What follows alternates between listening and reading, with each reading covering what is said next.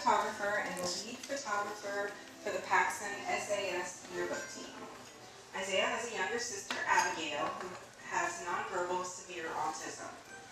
Isaiah's family has a YouTube channel with over 100,000 subscribers all over the world that share the day-to-day struggles and joys of a family with a severely autistic child. Isaiah plans to study psychology in college and wants to become an ABA therapist working in the autism field.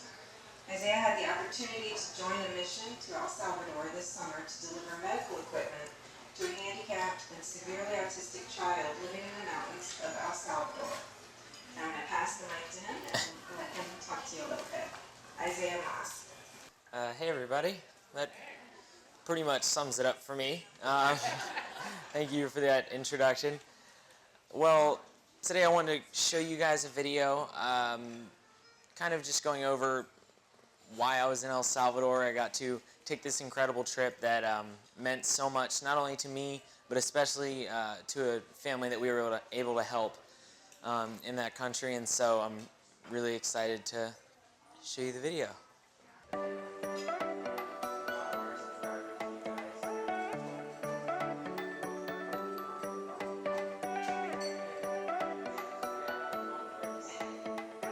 So, I know you're probably tired of seeing me by now, but I just kind of wanted to go over a few things because I know that you all, being a part of the Civitan Club here, would really appreciate what I talked about with how giving everyone in El Salvador was, and I really think when I came back, like, we could learn so much from that.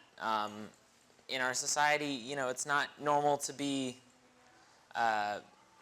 you know, so kind to your fellow man as they are there, and that was so heartwarming to see. Obviously, I don't match anyone in El Salvador, so when I went there and everyone is so nice, and you know, they opened their homes to us, and that was just like, it was just incredible for me. And I had never, like I said, I'd never been out of the country, and so that was a major culture shock.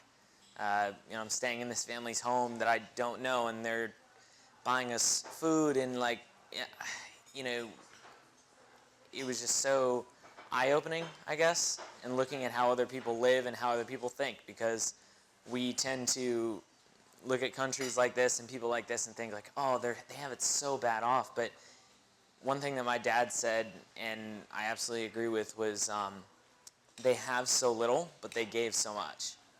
And you know, so I think that we can all kind of learn from that, and I just hope that, you know, and I know this crowd would absolutely understand how to be giving, but yeah, so I think that was one of the main thing I learned while I was over there and on my trip. And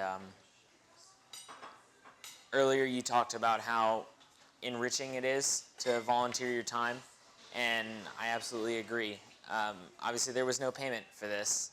We went over and Bree invited me, and I had never experienced something like that, and just coming back, I think that I'm a lot better for it, and I'm so glad that I got to go. So I hope that I can keep coming back and go next year and the year after that, because I've never experienced something as enriching as that experience was. So thank you so much for listening to me talk for so long, and thank you.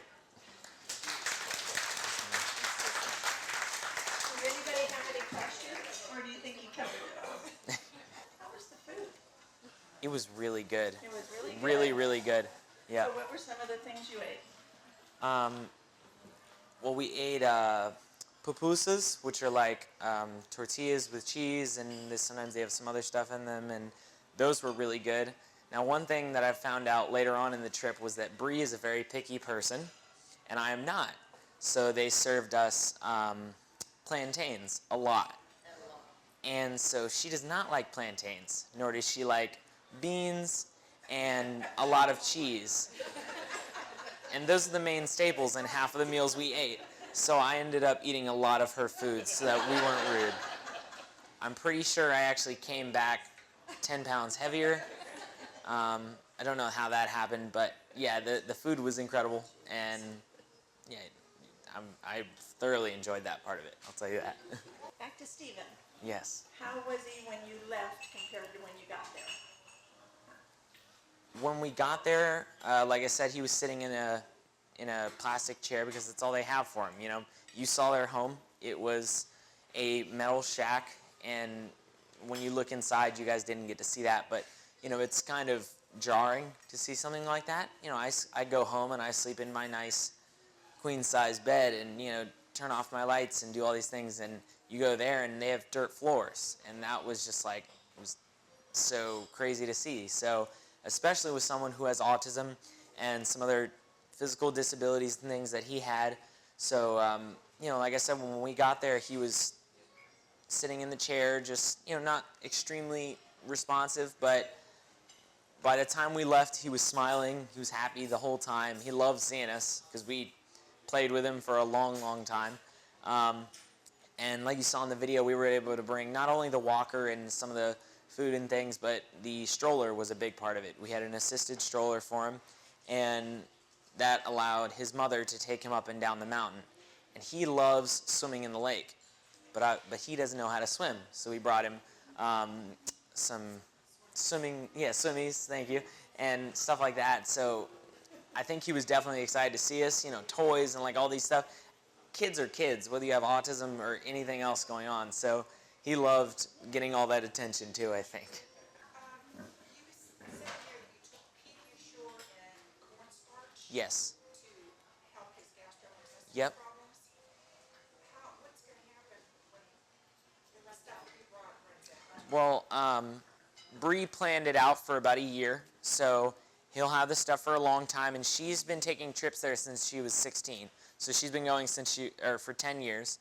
And if I don't get to go for some reason, which I don't plan on doing, if I don't get to go, she will be bringing more. So there's a lot of materials coming in, and actually like I talked about, they have Castillo del Rey as the ministry there, and at Castillo del Rey, they have a free clinic for those people there, and you know, you go out and you can get medical help. Well, they have a special section just for Steven's things. So there's there's the bags full of all of his things, and she kept reserves there, so they'll have plenty for a while. And she explained to them, like, you have to use it this way, and you know, you can't just give him this every meal and stuff like that. So she definitely made sure to educate them on that, because she is a nurse and she has plenty of experience with, you know, people overdoing it, not understanding fully. So she wanted to make sure that the grandmother understood how everything was supposed to be used and how it was going to last them. Had she been there to that particular family before? Yes, sure, that's fine. Yes, she had been there before. So in her trip in March, she actually took her medical students, because she teaches at a university. She took her medical students, and they do work all around that area in Puerto Ritos is what the area is called. And so they do a lot of work there. They'll go up on the mountains and find families that need help, and they just do basic medical work. And if they find special cases like this one, they'll help them. And so she was able to make a video on her last day out and say, we really need help here. And she put out that GoFundMe, and I'm really glad my family was able to help and, you know, promote that on our YouTube platform. So that's how that got out. But yes, she had met the family before, and she promised the grandmother when she was talking to her that she would get some help for Steven. And luckily I'm really excited that I was able to be a part of that, because I think, like I said, it was just such a heart-healthy experience. Yes. Paying for your trip. Well, see, that's the interesting part. So my parents wanted me to work for it, of course, you know, wanted me to raise the money.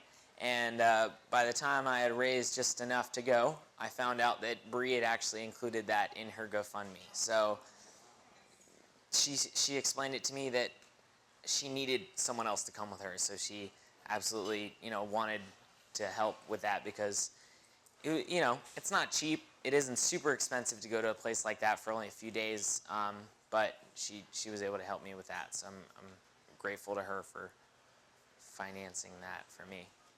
So you got 2 life lessons then, right? So I did get 2 life lessons. work hard and earn what you want. Yeah.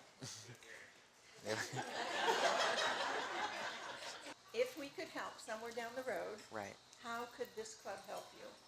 Well, like I said, they do have a clinic that they do a lot of work in, and so they were explaining to me the inner workings of that clinic, and it's called King's Castle, by the way, in case you don't want to look it up in Spanish. King's Castle is their English name, and they need a lot of money for new medicines and things like that, and it takes a lot of work just to get in new shipments. So I think the biggest way would probably be financially through King's Castle.